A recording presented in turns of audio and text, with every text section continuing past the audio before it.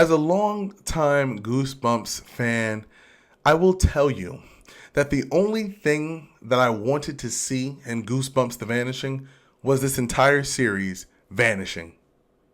Guys, back on the cinema scale, today we are taking a first look at the new series Goosebumps The Vanishing. When twins Devin and Cece are sent to spend summer in Gravesend, Brooklyn, with their divorced dad, scientist Anthony Brewer, they must band together with new threats to save the neighborhood from a long-dormant threat. The series stars David Schwimmer, former man of Friends, the hit sitcom, Sam McCarthy as Devin, his son, Jaden Bartels as Cece, his daughter, and Anna Ortiz from Ugly Betty. The series is supposed to be focused on a coming-of-age story, and as director of the 2015 Goosebumps movie and executive producer of Goosebumps The Vanishing, Rob Letterman eloquently put it, it's supposed to be an anthology or a collection of Goosebumps stories. The series focuses on Cece and Devin relocating from their hometown to spend some time with their father, who is a botanist. He has a plant fetish, as it were. Well, spending time with dad brings up some questionable and eerie content. Throughout the series, they band together with other kids in the neighborhood who have also encountered some strange things. And based on an urban legend that's told in the town but never solved, these kids try to make matters right. Each episode is themed after a Goosebumps book. For example, episodes 1 and 2 are entitled Stay Out of the Basement, based on the book. I found that to be a bit ironic because the first thing the dad did with the kids was tell them to stay out of the basement and then invited them to the basement. Other episodes that are featured that are based off the book are Monster Blood, Camp Nightmare, and The Boy Who Cried Monster. All R.L. Stine gold for those of you whom are true Goosebumps fans.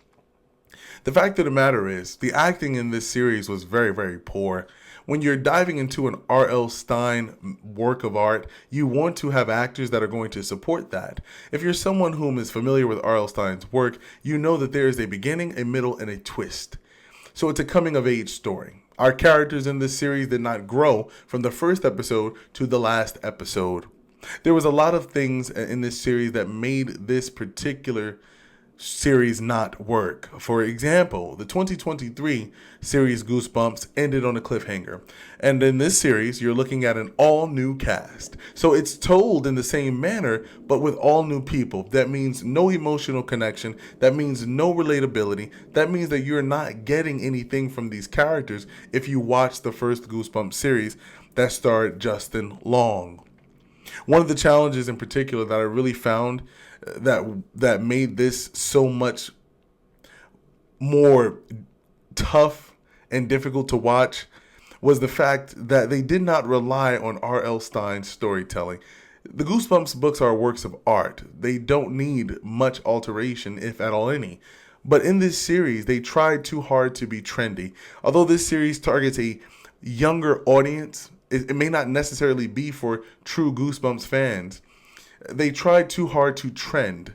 For example, having a rap song play at several times throughout the show and then having that at the end of every episode, it just wasn't necessary. Or trying to give in to popular opinions. That's never what Goosebumps was about.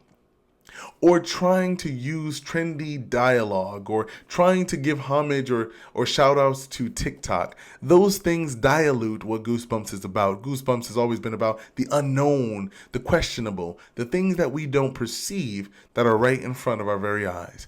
And the fact that everything that we see is not what it seems to be.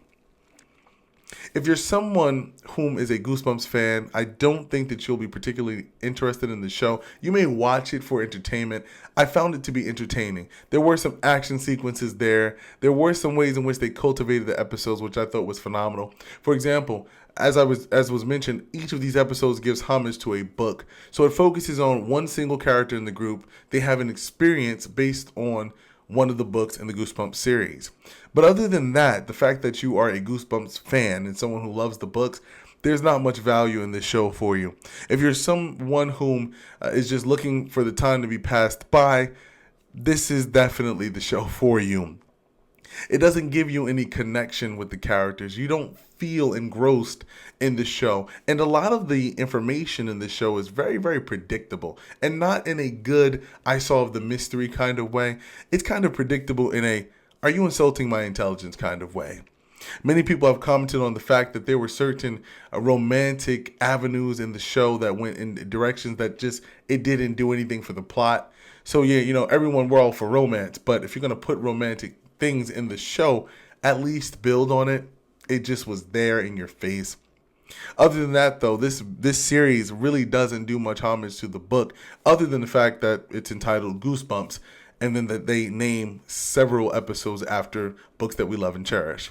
So guys, that was Goosebumps, The Vanishing. Let me know in the comment box how this particular series made you feel. Were you expecting more from it? Are you a Goosebumps fan? How long have you been with the Goosebumps franchise? And we will catch you guys on the next review.